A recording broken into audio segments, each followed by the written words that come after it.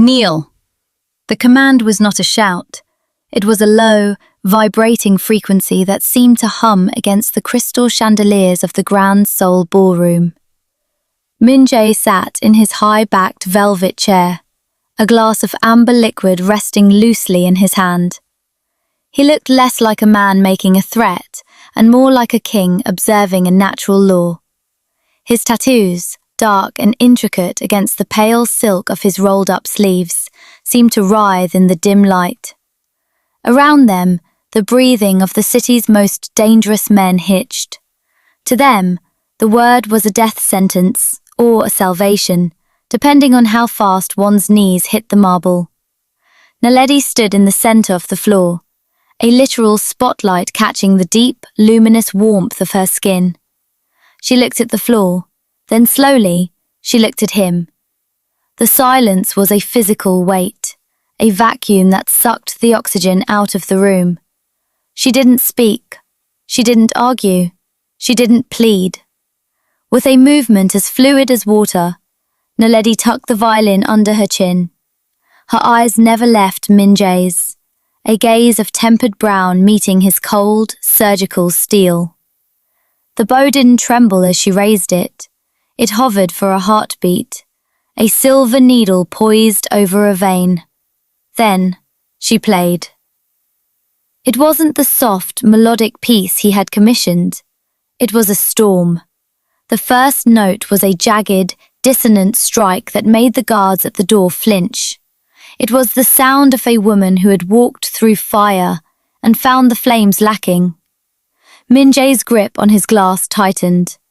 He had expected a sob, a stumble, or the soft thud of flesh hitting stone.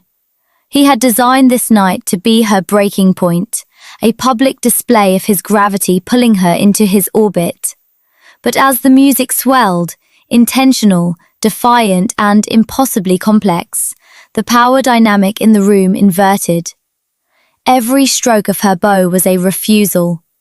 Every vibrato was a heartbeat he couldn't control. She wasn't playing for the elite. She was stripping them bare. The guests watched, paralyzed, as the untouchable violinist turned Min-jae's order into a backdrop for her own sovereignty. He leaned forward, his heartbeat thrumming in his throat. He had wanted her broken, but as the final, haunting note echoed off the gold-leafed ceiling, he realized he had accidentally woken something far more dangerous. Naledi lowered the violin. She was breathing hard, her chest rising and falling, her posture still agonizingly straight. She hadn't moved an inch toward the floor. "I am finished," she said, her voice a cool blade in the heat of his gaze. Min-jae didn't signal his men. He didn't reach for his weapon. He simply stared at the woman who had just turned his kingdom into her stage, wondering when, exactly, the predator had become the captive. The memory of their first meeting tasted of rain and expensive tobacco. 6 months before the gala, Min-jae had sat in the shadows of a private conservatory balcony, watching a woman he had been told was unobtainable. He had come to buy a reputation, intending to sponsor a musician who would add a layer of cultural legitimacy to his blood-stained ledger. He expected a performer. He found a soldier. Naledi was alone on the stage, the only light a harsh, solitary cone that turned the dust motes into falling diamonds.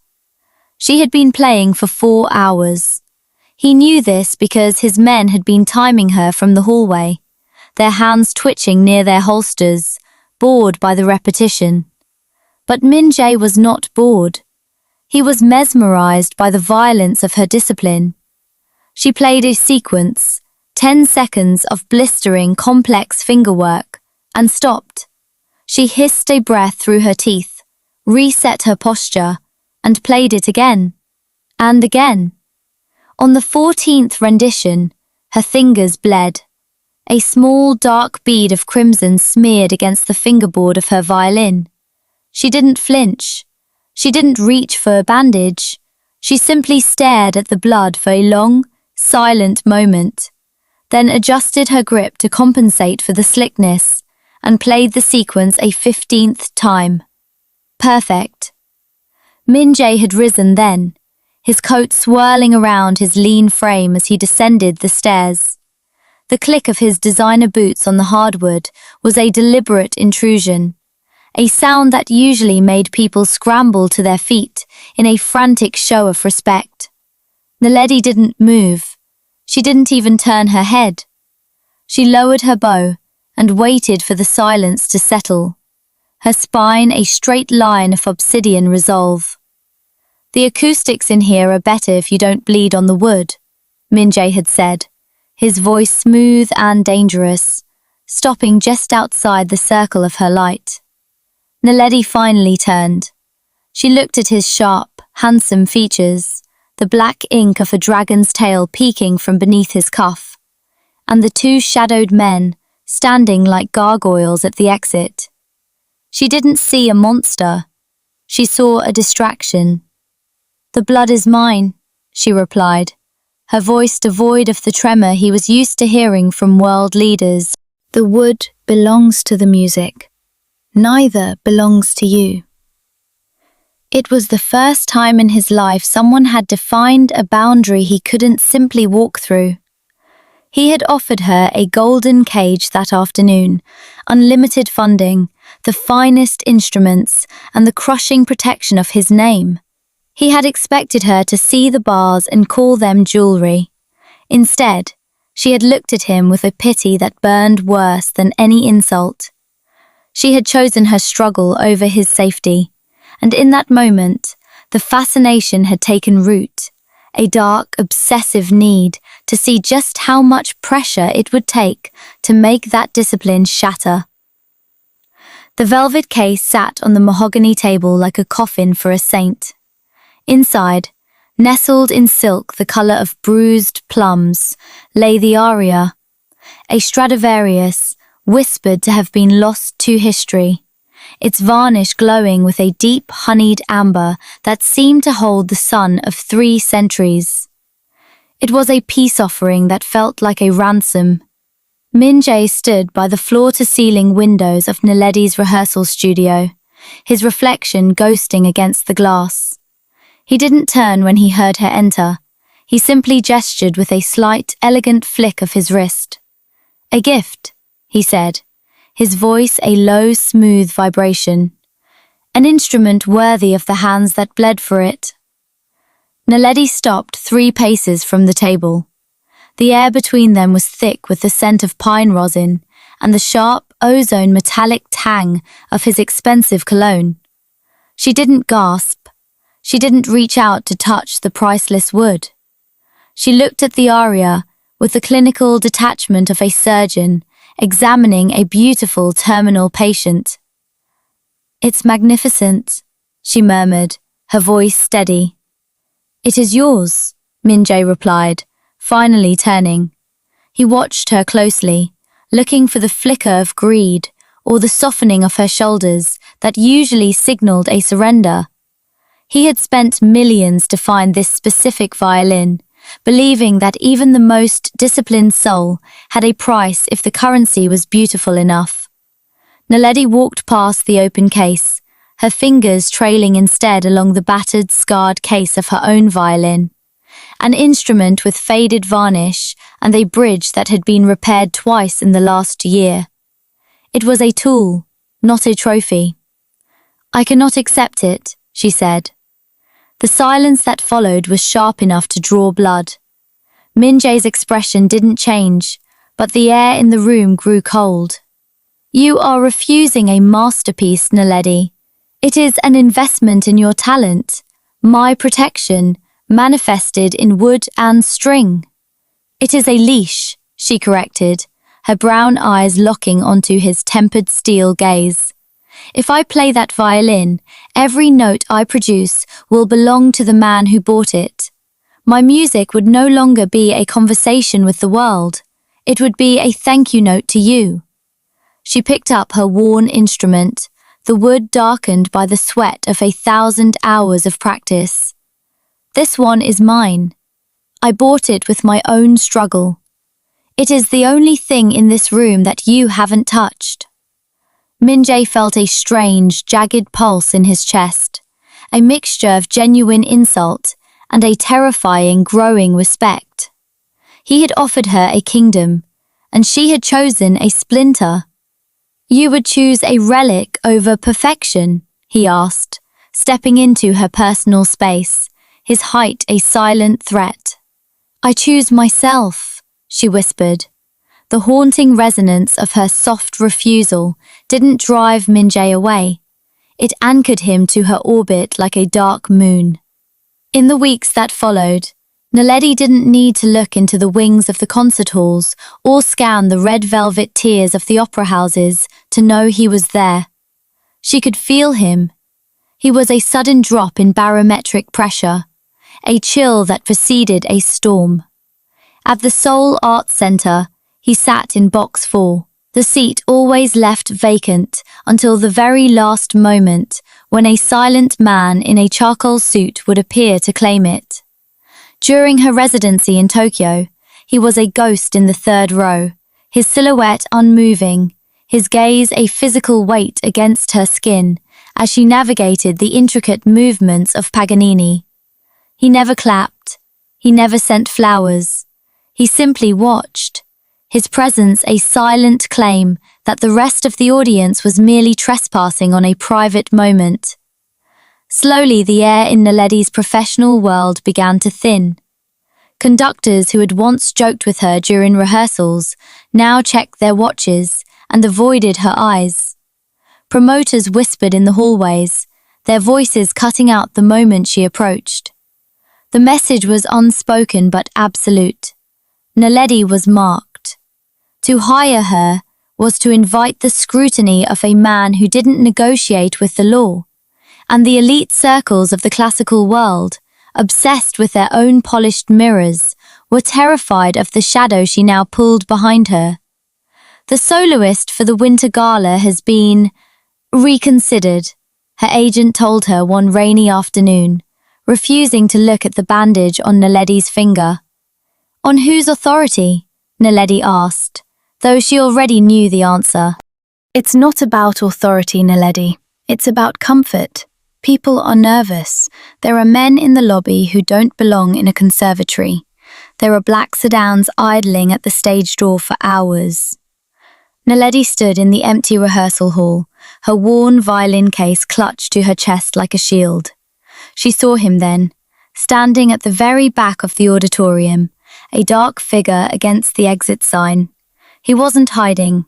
He was waiting for her to realize that by choosing her dignity, she had inadvertently signed away her freedom. He was systematically dismantling her world, brick by brick, until the only stage left standing would be the one he built for her. She lifted her violin and played a single, piercing note that echoed through the hollow space, a cry of defiance against the encroaching dark. In the back of the room, Min-jae tilted his head, a ghost of a smile touching his lips. He was the shadow, and he was patient. The air in the private club was thick with the scent of aged whiskey and the unspoken scent of blood. Min-jae sat at the head of a table of men who had helped him build his empire, but today, their silence was not one of respect. It was a test. "She is a beautiful distraction, Min-jae," Elder Park said, his voice like dry parchment. The old man leaned forward, his eyes milky with age but sharp with malice. "But even the finest bird becomes a nuisance when its song interrupts the business of the house. People are talking. They say you follow her like a stray dog. They say the boss of the South has forgotten how to lead because he is too busy listening to a violin." Min-jae didn't move. He didn't reach for the glass in front of him. He simply watched the way the smoke from Park's cigar curled towards the ceiling. The insinuation was clear. His obsession with Naledi was being perceived as a fracture in his armor. In their world, a crack didn't stay a crack for long. It became an invitation for a blade. "Is that what they say?" Min-jae asked, his voice a low, dangerous velvet. They say you are soft, another lieutenant muttered, emboldened by the elder's stance. They say you offered her the world and she spat on it, yet you still guard her stage door. It makes us look weak. It makes you look like a man who can be told no. Min-jae felt a cold, familiar iron settle in his gut. He knew the mathematics of power. To keep his throne, he had to be absolute. Naledi's defiance was no longer a private fascination. It had become a public liability. Her dignity was a direct challenge to his sovereignty, a flame that was beginning to cast shadows on his authority. He realized then that he could no longer afford the luxury of her independence. He had tried to buy her with gold and woo her with presents, but she had used his own shadow as a cloak for her autonomy. If she would not be his jewel, she would have to be his example. The winter gala, Min-jae said, the words cutting through the tension like a guillotine. I will host it. She will perform. And by the end of the night, the room will know exactly where she stands. He stood up, his coat snapping behind him. He didn't look back at the men. He was already calculating the pressure required to bend a spine made of steel. He didn't want to break her, not really, but the throne demanded a sacrifice. He would force her to her knees, not because he hated her, but because it was the only way he knew how to keep her alive in a world that killed anything it couldn't control. The Grand Seoul ballroom was a cathedral of gold and malice. Every pillar was flanked by men whose tailored suits couldn't hide the heavy intent in their posture. Min-jae sat on a literal dais, his presence a cold sun around which the city's vultures orbited. He had stripped the room of its warmth, replacing it with the jagged expectation of a public breaking. When the lady walked onto the marble floor, the silence didn't just fall, it slammed shut. She looked smaller than usual in the vastness of the hall, her deep brown skin a stunning contrast against a gown of ivory silk that flowed like liquid. But as she raised her scarred violin, she didn't look like a victim. She looked like an executioner. Kneel. The word left Min-jae's lips with the weight of an iron gate closing. It was the ultimatum his rivals demanded, the price of his continued rule. The guests held their breath, some leaning forward with predatory hunger, others looking away from the impending shame. Naledi's chin lifted, her eyes locked onto Min-jae's, and for a heartbeat, the rest of the room vanished. She didn't drop, she didn't tremble. Instead, she drew her bow across the strings with a ferocity that tore through the air. The music wasn't a song, it was a haunting, visceral scream rendered in perfect pitch. She played a Shostakovich piece, but twisted it, pulling the notes into a dissonant, weeping lament that felt like fingernails on the soul. It was the sound of every person in that room who had ever sold their conscience for power. It was the sound of Min-jae's own lonely, bloody rise to the top. The melody was so raw, so filled with a beautiful, terrifying grief, that it paralyzed the room. A waiter dropped a tray. No one blinked. A hardened lieutenant felt his hand shake. He didn't lower it. Naledi moved with the music, her body swaying not in submission, but in a trance of absolute sovereignty. She was dragging them all into her world, forcing them to feel the weight of the dignity they had all abandoned. As the piece reached its crescendo, a series of high, piercing notes that sounded like shattering glass, Min-jae felt a sharp, agonizing ache in his chest. She wasn't just refusing to kneel, she was standing above him. By the time the final vibration died into a suffocating silence, the power in the room had shifted. Min-jae had issued a command of the body, and she had responded with a conquest of the spirit.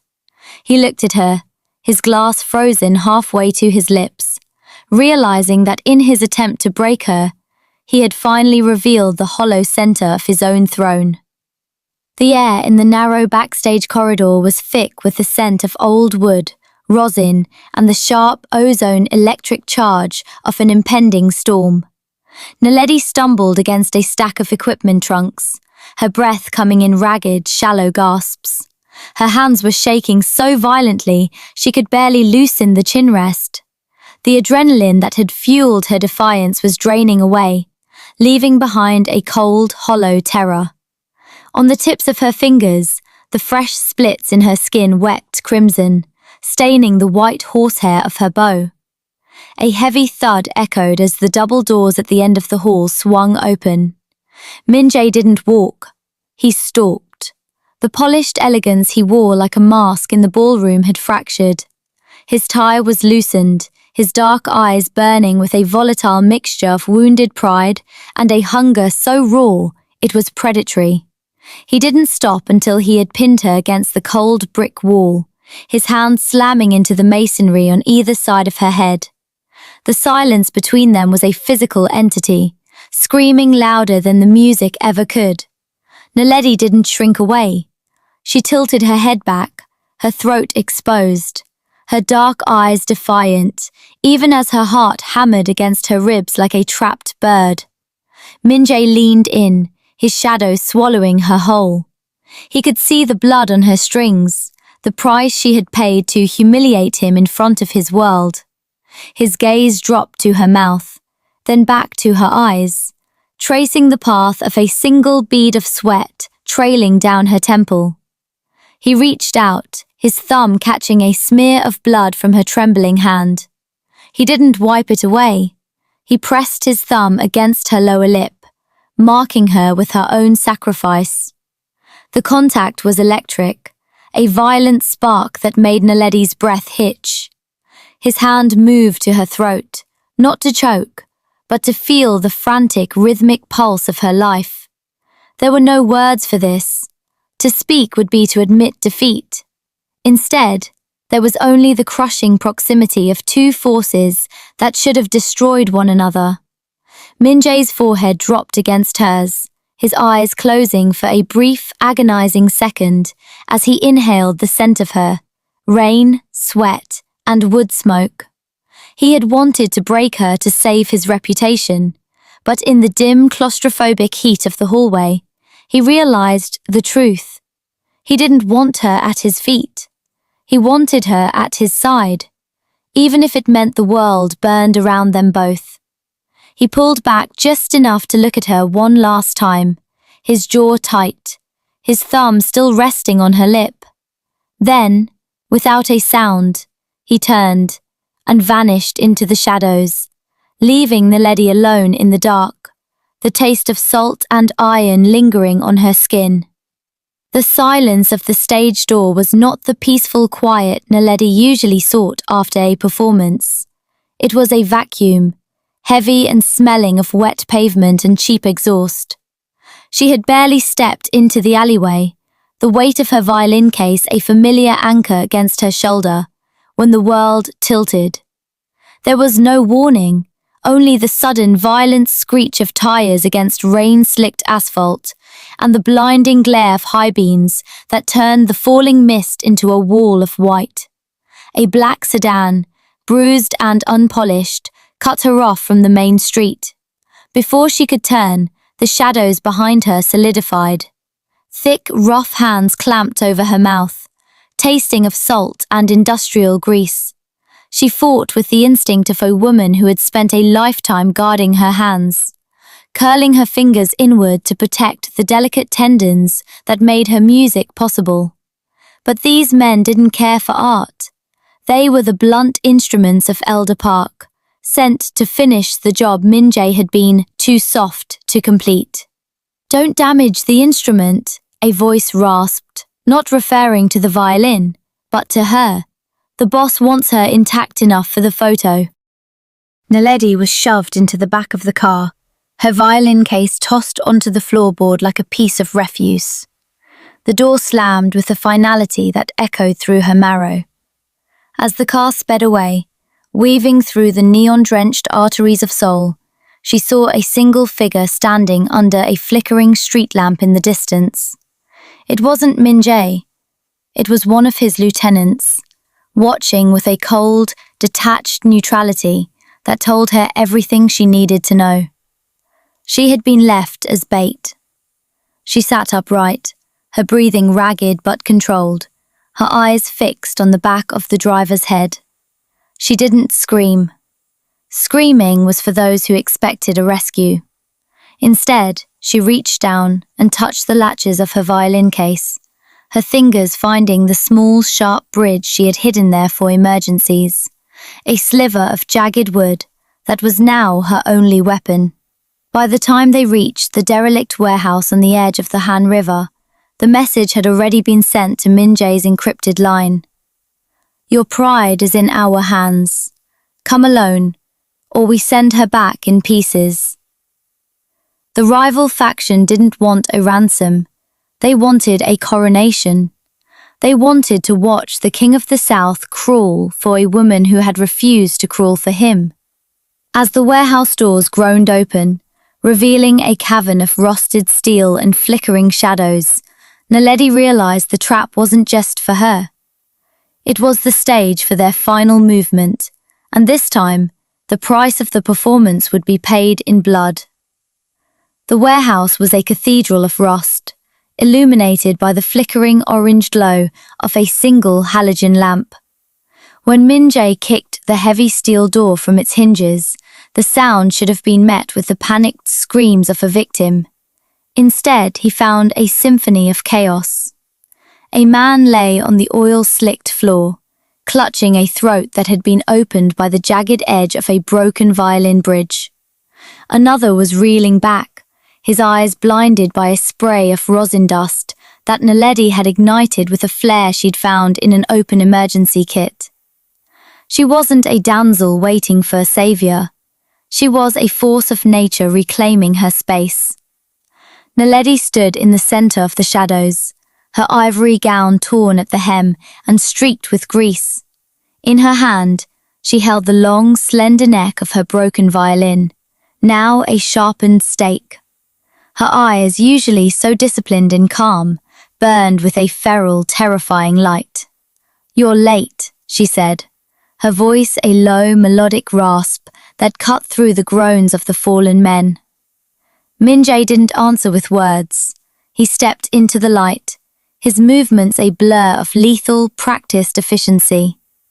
As a third captor lunged from the darkness with a pipe, Min Jae caught the man's wrist, the snap of bone echoing like a percussion beat. He moved with a cold, surgical grace that mirrored Naledi's own precision. Without a word spoken between them, they began a duet of violence. Min Jae was the heavy bass, the anchor of the fight, his strikes landing with the finality of a closing movement. Naledi was the high, sharp treble, fast, unpredictable, and lethal. When a rival pulled a gun, Min Jae tackled him into a stack of wooden crates, and before the man could recover, Naledi slammed a heavy industrial light into his temple. They moved in perfect, intuitive sync, a choreography of survival that required no rehearsal.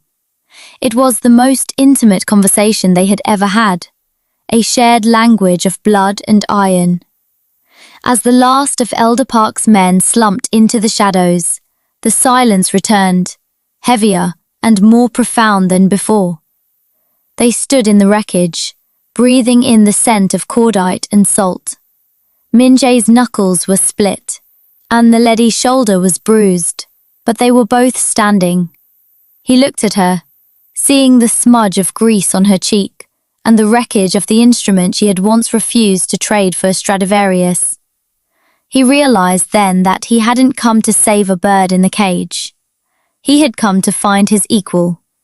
He reached out, his hand hovering near her face, not as a command, but as an offering. "The violin," he murmured, his gaze tracing the splintered wood in her hand. "It served its purpose," she replied, letting the broken neck of the instrument clatter to the concrete. The dawn over Incheon International Airport was the color of a fading bruise, pale violet and grey, cold enough to make the lungs ache. Black sedans lined the curb like a funeral procession, but their engines remained silent, their drivers standing at attention with eyes averted. This was not an ambush, it was a corridor. Min-jae stood by the glass doors, his long black coat billowing slightly in the biting wind. His face was a mask of restored composure, though a dark bruise bloomed along his jawline, and his knuckles were wrapped in fresh white gauze. He didn't approach the car as Naledi stepped out. He didn't reach for her bags or offer a hand. He simply stood there, a sentinel clearing the path between the underworld and the sky. Naledi carried a new case, a simple, sturdy thing she had purchased with the last of her own cash in the dark hours before sunrise. Her ivory gown was gone, replaced by a sharp, utilitarian trench coat. She walked toward him, her stride unbroken, her gaze fixed on the horizon of the terminal. As she reached him, the air between them hummed with the phantom vibration of the night before, the memory of the kneel that never happened and the duet of violence that did. Min-jae's men shifted, waiting for a command, a sign, a claim. They expected him to stop her, to demand a debt for the blood spilled in the warehouse, or to finally force the submission he had once craved. But Min-jae remained still. He didn't speak. He didn't give an order. To command her now would be to admit he still didn't understand her, and he understood her perfectly. She was the only thing in his city he couldn't own, and that was the only reason she was worth protecting. Naledi stopped for a heartbeat, her shoulder inches from his. She didn't offer a thank you. Gratitude was a transaction, and what they had shared was a transformation. She looked at him, really looked at him, seeing not the boss, but the man who had finally learned the value of a thing that cannot be bought. "The next time I play," she said, her voice a low, resonant string, "the music will be for me." "I know," Min-jae replied, his voice like tempered steel. She stepped past him, entering the terminal without looking back. Min-jae watched her through the glass until her silhouette vanished into the crowd of travelers. He turned back to his cars, his face hardening into the familiar, lethal lines of a king returning to his throne. He was still the boss of the South, and she was still the woman who refused to kneel. They were rulers of two different worlds, separated by a glass wall of their own making, forever unclaimed and forever changed.